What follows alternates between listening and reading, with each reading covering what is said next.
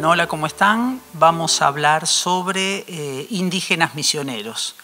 ¿Por qué indígenas misioneros? O sea, primero, ¿qué son? Los indígenas misioneros son todos los grupos originarios, porque no fueron solo guaraníes, hubo charrúas, hubo guenoas, hubo abipones, mocovíes de los grupos chaqueños que formaron parte, que fueron reducidos en el sentido de que se sumaron a pueblos generados por la Compañía de Jesús para catequizarlos, básicamente, y el objetivo final era salvarlos de los malos tratos de los encomenderos españoles y de los malos tratos, y el peor trato de las banderas paulistas que recogían esclavos a capa, o sea, a sangre nomás, para llevarlos a las plantaciones de azúcar del área de San Pablo y del noreste. Entonces, tenemos un grupo de indígenas que tuvo, o sea, algunos cambios desde el punto de vista cultural, no se transformaron en cristianos catequizados y occidentales, sino que mantuvieron buena parte de sus costumbres, de sus tradiciones, que fue negociado muchas veces por los jesuitas, y muchas veces los jesuitas tomaron algunas de sus prácticas y algunas de sus grandes fiestas para transformarlas, resignificarlas en fiestas a las cuales que tenía la religión cristiana. Una de ellas es la Pascua. La Pascua se festeja con gran pompa, incluso hasta los indígenas misioneros que llegan a nuestro territorio todavía juntos en un pueblo hasta 1842 por ahí. Una vez que se separan, se pierde la costumbre. Pero esto un poco para significar que no todo se perdió y que algunas cosas que eran importantes para los guaraníes precolombinos resulta que se resignifican y terminan siendo importantes durante la etapa jesuítica, la posjesuítica y aún a los finales de algunos de esos grupos. Pero no vamos a hablar de todos los cambios. De lo que vamos a hablar es de la mujer en las misiones jesuíticas. O sea, cuáles son los cambios que tienen que ver con la mujer. Como miembros de la sociedad occidental, la idea de mujer de los jesuitas era esa idea de sexo débil, de sexo peligroso si está solo y no tiene compañero, no tiene marido. Es la idea de que deben estar siempre acompañadas, y a eso se suma que de las tradiciones guaraníes y de las prácticas comunes, la práctica de los guaraníes era andar sin ropa, o sea, no estaban vestidos. Cuando llegan los jesuitas, su costumbre era no estar vestidos. La liberalidad sexual era diferente a la que se manejaba a nivel occidental, incluso a la que hoy se maneja, y entonces los jesuitas hicieron algunos cambios, transformaron a la mujer, transformaron algunas prácticas vinculadas con la mujer. Una de las cosas que cambiaron, porque entre los grupos originarios, o sea, no tenemos una diferencia de género como la pensamos los occidentales. La mujer no es mejor, ni peor, ni más, ni menos. Tiene un rol donde, en el caso de los guaraní, ese rol está vinculado con los aspectos cotidianos y los aspectos espirituales. El guaraní no divide, no separa lo religioso de lo cotidiano. Todo es un continuum. Todo tiene que ver con religiosidad, espiritualidad, y tiene que ver con lo cotidiano. Entonces hay prácticas como la plantación de maíz que tiene que ver con aspectos espirituales, más allá de que además es una pauta de alimentación, es una parte de la alimentación. En el caso de los guaraní, la mujer tiene algunos roles, ¿verdad?, que cumple. Por ejemplo, están divididos en los instrumentos musicales. El instrumento que toca la mujer es la vara larga, rellena, que suena, mientras que el hombre toca la maraca. Y no se pueden intercambiar, porque uno es femenino, representa el ser femenino, y el otro representa el ser masculino. No es hombre, mujer y somos diferentes. No, la diferencia es espiritual, porque esos instrumentos se usan en rituales. Y la otra cosa que está vinculada con dos cosas más, con lo guaraní precolombino, es la mujer trabaja igual que el hombre. O sea, no hay una diferencia de que trabaja menos, trabaja más, se ocupa de la familia, se ocupa de la casa, planta, hace todo lo mismo que hace el hombre. No hay una diferencia en ese sentido. Y por otra parte, es la mujer la que elige pareja. La que elige pareja es la mujer porque tienen un sistema de parentesco matrilocal, es decir, la mujer elige pareja y toda la familia que arma esa mujer, la familia nuclear, se va a vivir con la familia de ella. Eso significa que la mujer tiene un peso económico muy fuerte dentro de la sociedad. O sea que eso es más o menos, a grandes rasgos, la mujer en el contexto guaraní precolombino. Uno de los grandes cambios que hicieron los jesuitas cuando se integran a los grupos, a las misiones, es que a la mujer la transforman en el sexo débil. Pasa a ser el sexo débil. Entonces deja de hacer todas las tareas que hacía antes para pasar a hilar, a coser y demás, lo mismo que se pensaba que tenía que hacer la mujer occidental, y los hombres son los que plantan y hacen las tareas, digamos, agrícolas más pesadas. Lo cual no era así en origen, no funcionaba de esa forma. Lo otro es que, bueno, las obligaron a vestirse, obviamente, el tema de la vestimenta y el tema de que no estuviera mostrando los senos y demás los ponía muy nerviosos a los jesuitas, por lo tanto se idearon una túnica de algodón que se ponían, que es muy gracioso, cuento la anécdota que aparece en varias de los informes que hacen los jesuitas, las mujeres se lo ponían pero se les caían los hombros, entonces a ellas les daba lo mismo y los jesuitas entonces después se inventaron un cinturón, se inventaron otras cosas. ¿Por qué? Porque el cuerpo de la mujer pasó a ser igual que el cuerpo de la mujer occidental, pero muy contenido, tenía que estar todo en el lugar que tenía que estar y bueno, andar mostrando las partes que ellos consideraban pecaminosas no correspondía, estaba mal. Entonces, la parte del cuerpo de la mujer fue una de las cosas en las cuales más se centraron para reprimir, ¿va? Para reprimir. Lo mismo pasaba con los aspectos de la poligamia o de las relaciones sexuales libres antes del matrimonio. O sea, los guaraníes no tienen una sexualidad que dice antes del matrimonio, o sea, no son occidentales, no piensan igual, por lo tanto, pero los jesuitas los ordenaron así, incluso abolieron la poligamia que era propia de los caciques, pero que tenía que ver con un tema de retribución de regalos, de la persona que más podía tener una cantidad de mujeres, esas mujeres a su vez hacían regalos para la parte del ejército que salía a pelear, guaraní, ¿sí? Entonces, porque en eso se basa el poder del jefe. Entonces, esto es un poco para tener en cuenta cuáles son los cambios.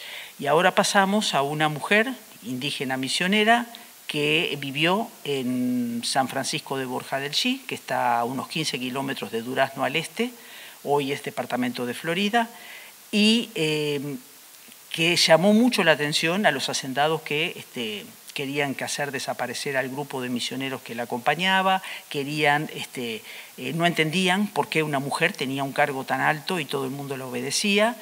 Y bueno, y hay pautas que no se comprenden desde la sociedad occidental porque vienen de la tradición guaraní, de la precolombina, con algunos cambios vinculados con la tradición jesuita.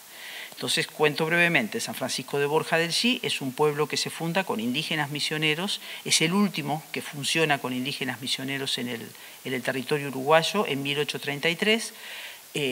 Oribe porque lo funda Rivera, Oribe lo destruye en 1842 y ellos vuelven en 1854, pero bajo la responsabilidad de esta indígena que era Luisa Cuñambuí, ese era el nombre original. Ella era esposa de cacique, ¿sí? Era esposa del cacique principal. Y por reglamentos, tanto costumbres de los guaraníes iniciales como después de los jesuitas, las mujeres, si no había descendencia, podían asumir el rol del cacique. Y ella se hace del rol, no se nombra nunca cacica, nunca dice yo soy la cacica. Pero ¿qué hace? Cambia su apellido por el del linaje del esposo, pasa a ser Luisa Tiraparé, que era el apellido del esposo, pasa a ocuparse de proteger al grupo que le queda de indígenas misioneros, es decir, de coterráneos, para defender la tierra, para tener un lugar para vivir juntos, porque si no desaparecían, que fue lo que terminó pasando. Y por otra parte, peleaba además por los objetos del culto religioso, que eran muy preciados, tenían un peso muy importante dentro de los indígenas misioneros. con un significado que podemos tirar 2, 3, 4, 5 hipótesis con respecto a eso, pero bueno, los objetos de culto tenían un peso muy importante, era lo que ellos cuidaban. Y ella se va a ocupar con documentos, porque podía, en general caciques, esposas de caciques, podían leer y escribir en español. Escribe a las autoridades, sobre todo el jefe político de Florida, se queja porque no sabe de dónde, algo así como dice, como se asume poderes que dice que no se sabe quién se los dio, o sea, nadie le entiende y no entendemos que la mujer, entonces, pero ella es la dictadora de esa república, que eran 80 personas, y entonces reparte suertes de estancia y reparte no sé qué. Y no hubo comprensión, como tampoco había las ganas de que los indígenas misioneros continuaran siendo un grupo todos juntos, ¿no? O sea, la idea, lo que se quería era separarlos y que se dispersaran y se acabó el problema para el Estado. Entonces, Luisa Tiraparé genera una cantidad de documentos, repitiendo, pidiendo, no es entendida en las dos partes, primero por indígena y después como mujer, porque los documentos de los asentados, de los políticos, no logran entender cómo una mujer tiene ese poder. Y a veces se ha leído digamos, poder de Luisa Tiraparé de forma feminista. O sea, algunos historiadores han dicho, bueno, fue una mujer aguerrida, que peleó, que tomó el mando, y no es así. Asumió lo que le correspondía hacer y lo que sus coterráneos le obedecieron, porque si los coterráneos no pensaban que ella no podía, jamás hubiera tenido, o sea, ningún tipo de peso para poder guiarlos. Entonces, o sea, lo que tenemos es una mujer que ocupa el lugar que tiene que ocupar dentro de la sociedad guaraní y de la indígena misionera y que como tal actúa. Y actúa, eso sí, aguerridamente, porque protesta en función de que les dejen la tierra, de que no se venda, de que les devuelva los objetos de culto y bueno, hasta que otra vez el pueblo es desocupado en 1864 y ella muere ya según el que fue a hacer la declaración a la iglesia, muere a los 115 años y tenía en su poder, o sea, una serie de estatuillas y estatuas de las que vinieron de las misiones jesuíticas, porque ella había formado una especie de oratorio ahí, ¿está? O sea, también a unos 10 kilómetros de Durazno, al este, y hacían rituales, que además los rituales no eran puramente cristianos, o sea, vuelvo a decir, o sea, estaban resignificados por los jesuitas, era todo en guaraní, y bueno, y con la muerte de Luisa Tiraparé perdemos el último guía que podría haber defendido a este grupo de indígenas misioneros que luego se dispersa. Luego se dispersa y se pierde en las áreas rurales y pierden la identidad como grupo, porque ahí ya quedan, o sea, cada uno va para su lado, más allá de que hayan quedado pequeños núcleos, como había en todo el país teníamos núcleos de indígenas misioneros, acá en Tacuarembó también, o sea, hacia 1832-33 teníamos, o sea, núcleos de indígenas misioneros,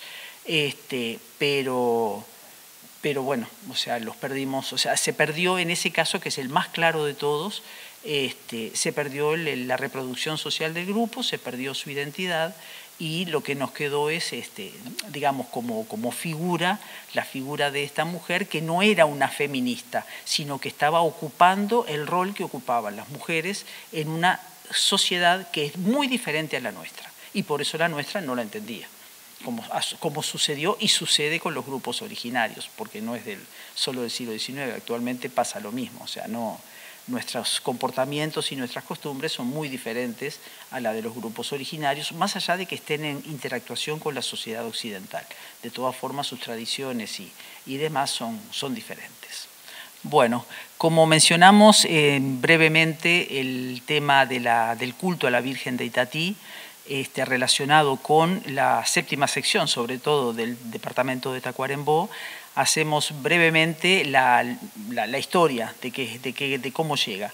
El culto a la Virgen de Itatí llega con un grupo de indígenas misioneros. Los indígenas misioneros tenemos que entender que los tenemos en todo en lo que es hoy el territorio uruguayo, en todo, de Maldonado a Paysandú y de Artigas a Montevideo. Estuvieron en todos lados desde 1683, que es el primer sitio a la colonia del Sacramento, para poder recuperarla de los portugueses. Después estuvieron en muchos lugares y en muchos espacios haciendo trabajos o quedándose y formando pueblos o trabajando, conchavándose en estancias y demás. O sea que buena parte de nuestro territorio y buena parte de nosotros, o sea, tenemos o podríamos tener un ascendiente de ese tipo porque fueron miles y no siempre se fueron todos. Muchas veces quedaban y ellos además se trasladaban con la familia. Entonces, digo, hay una alta proporción de descendientes de indígenas misioneros en el territorio. Entonces, esta llegada de indígenas en 1832-33 a esta área de Tacuarembó, que básicamente es la zona de influencia de Villancina, sobre todo la parte de Pueblo de Arriba, aparece una imagen. Lo que nos cuenta una de las descendientes del que era dueño de la imagen es que la encontraron dos troperos en una gruta.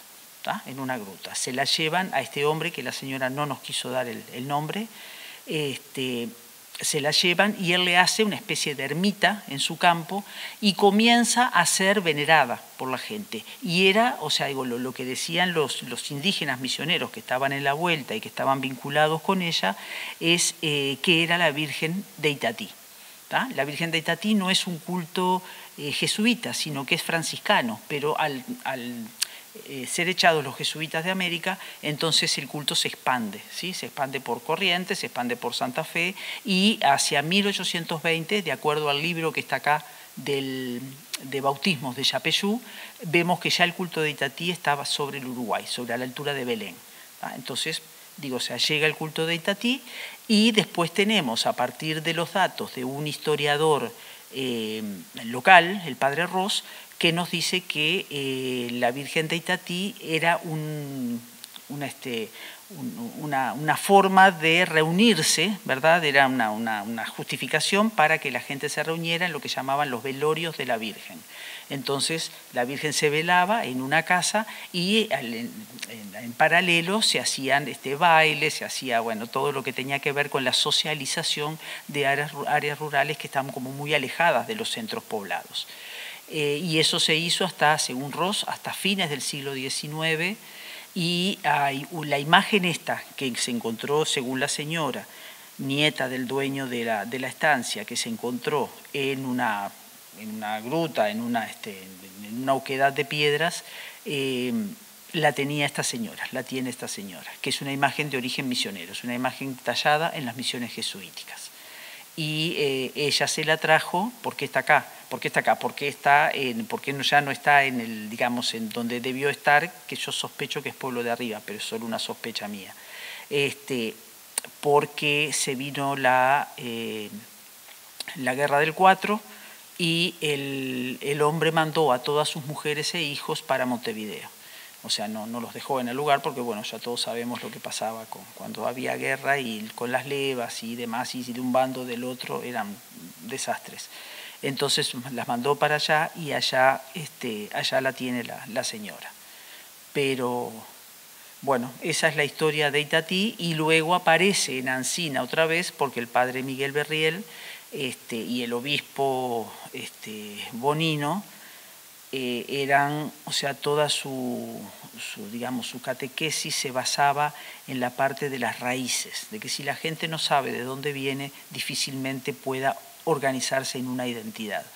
Y entonces el padre Berriel retoma ese culto a Itatí y genera lo que hoy es la fiesta de Itatí. O sea, genera lo que es hoy la fiesta de Itatí, que terminó con una imagen de la Virgen a la entrada desde Tacuarembó del pueblo, pero tiene estas raíces. Las raíces están vinculadas con el siglo XIX, con indígenas misioneros que traen el culto, con el culto de imágenes diferentes, porque tampoco sabemos si la que tiene la señora es la misma que iba a los velorios. No, sí sabemos que la señora decía que la gente le llevaba ofrendas, le llevaba flores, le pedía por cosas, en donde la tenía su padre, que dejaba entrar a todo el mundo y iban, hacían como especie de pequeñas procesiones o pedidos individuales.